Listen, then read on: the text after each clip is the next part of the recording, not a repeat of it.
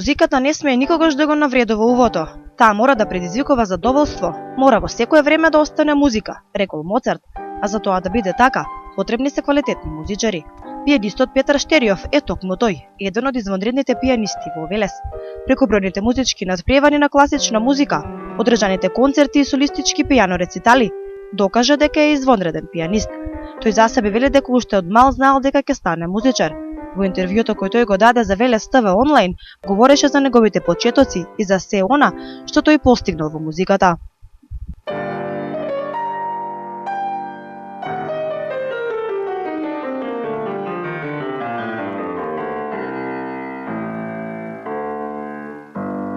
За почеток, јас прво започнав со пеењето во суштина.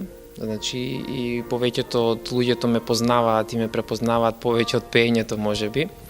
Сега не знам дали тоа ми одговара на моменти и малце ме фаќа некоја лутина, бидејќи според мене за професионално занимавање со музика, изведбата на класична музика, односно во овој случај свирењето пијано, бара многу повеќе за разлика од пеењето и јас овде вложувам многу повеќе и ова е професионалниот дел, значи во кој што јас се занимавам, а пеењето беше еден вид хоби.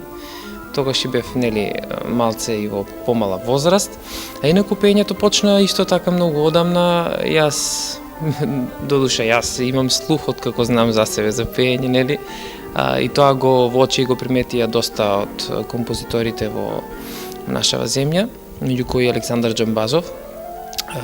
Настапував по детски фестивалчиња како многу мал, од својата 5-та година. Настапив за прв пат во 1995 година на детски фестивал во Прилеп, тоа беше Сребрен звон.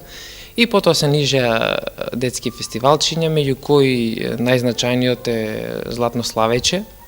Знаеме дека таму за да може да отпее некој детенце треба наистина да има слух и добро да пее.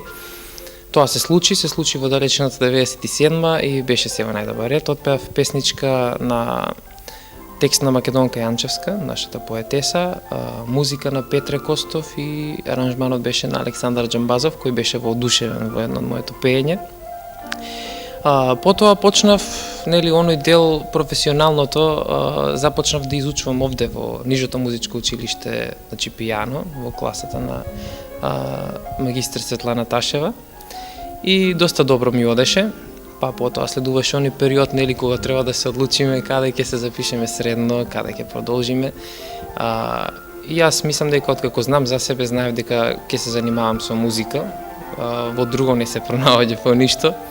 И решив да се запишам средно музичко образование, се запишав во Битола, во средното музичко во Битола, што можам да кажам дека сум особено горд на тоа, бидејќи Битолското училиште досега докажало дека знае да извади доста добри ученици и музичари понатаму во иднина. Сега да не ги набројувам, не знам, Славе Димитров, Тоше Проевски или не знам натаму. Сум особено драг на тоа и имаше еден период во средното образование каде што сакав нешто да правам, директно да се занимавам со музика, со изведба. И пеењето ми одеше, од секогаш решив да се пријавам на една аудиција, тогаш беше периодот, на оние луди години, тинејџерски, бев матурант во средното музичко во Битола, се пријавив на аудиција која што се емитуваше на телевизија, на Канал 5 телевизија, и таму освоив второ место, значи како пеач, пеење, но веднаш потоа некако се оддалечив од тој дел на музиката, значи од пеењето, бидејќи некако не се пронаоѓав многу, сакав нешто попрофесионално да направам на музички план, и се си дојде само со себе кога се запишав на факултетот за музичка уметност во Скопје.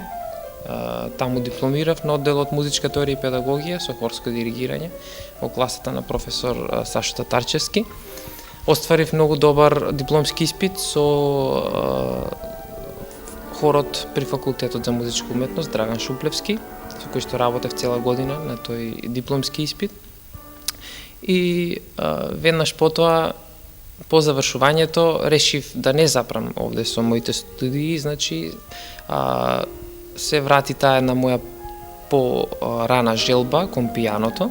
Значи, поради тоа што и како теоретичар на факултет ние моравме да изучуваме предмет пијано, да свириме активно, да вежбаме, мене тоа ми причинуваше задоволство и решив да продолжам значи со студиите по пијано се запишав на факултетот за музичка уметност во Штип по класата на професор доктор Милица Шкари, што ми е особена чест и задоволство бидејќи исклучителен музичар и доста образован во еминентни центри на класичната музика низ Европа, како Париз и Хамбург во Германија.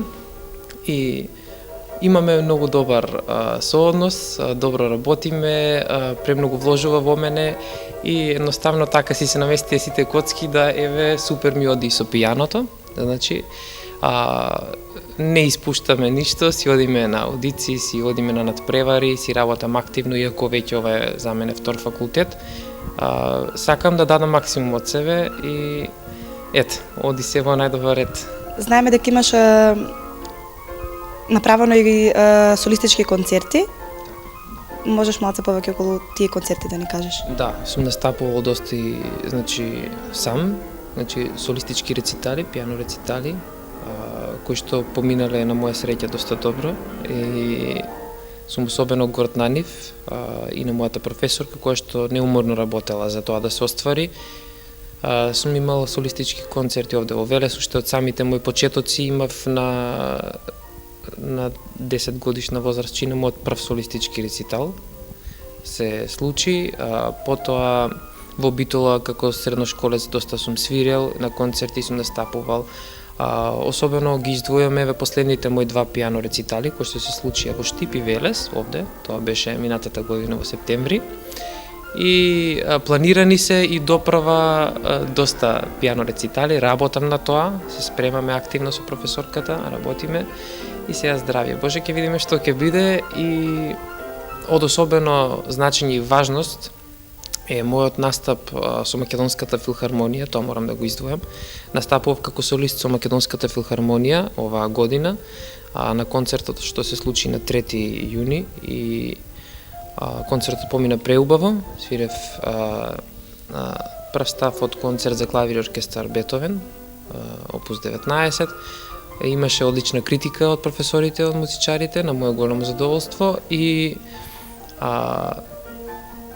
за мене тоа е голем престиж бидејќи ретко кој нели во нашава земја од музичарите, нели на прсти може да се брои по колку учесници прима Македонска филхармонија да настапат со неа како солисти. Ете јас оваа година влегов, поминав на аудицијата и настапив со нив и тоа ми е особено драго. Дали може би еве тоа што оваа година настапи со филхармонија може би предзнак дека и понатаму ќе оствариш добра соработка со нив и ќе бидеш дел од филхармонијата? Јас би посакувал, значи, мислам посакувам и би настапил нормално, покрај тоа што тоа е голема одговорност, би работел на тоа, планирам повторно се пријавам на аудиција за настап со нив и се надевам дека ќе успеам. Покрај тоа што си извонреден музичар и пијанист, знаеме дека си голем хуманист. Можеш малце повеќе околу тоа да ни кажеш на какви се хуманитарни концерти си учествувал? Па искрено не сакам многу да зборам на тој делот и некако тоа го чувствувам како обврска. Јас мислам дека секој човек кој што има што да даде од себе, мислам дека треба да придонесе во одредена ситуација или одредена неволја на некој и тоа е моја особина уште многу одамна, можеби поради тоа што јас сум израсна така и така сум воспитан од моите и мојата професија ја гледам на еден начин и како елемент или како нешто со кое што можам да помогнам на некому и во принцип никогаш не одбивам кога ќе бидам поканет во врска за некоја хуманитарна организација или хуманитарна представа, концерт, било што да е. Секогаш си одам и дури гледам и сам што можам да организирам и сега не би сакал и да ги наведувам, имало доста нели хуманитарни организации, повеќето е ти во соработка и со детската градинка Димче Вирчев за опремување, па потоа во соработка со некој училиште, дали за дете каде што ми било потребно или не е важно, во секој случај ми е драго да учествувам на такви активности и сакам тоа да го направам. Кога веќе спомнавме детската градинка, знаеме дека долго време соработувате со нив и со тие дечиња, со тие воспитачки. Па ајде малце повеќе да проговориме околу тоа, како е да се биде дел од детската градинка и како е да се работи со тие прексите дечиња кои што ја посетуваат. Па видете, јас имав една професорка доста драга од факултетот за музичка уметност во Скопје, која што секогаш ни велеше: ви посакувам вашето прво вработување да биде токму во градинка.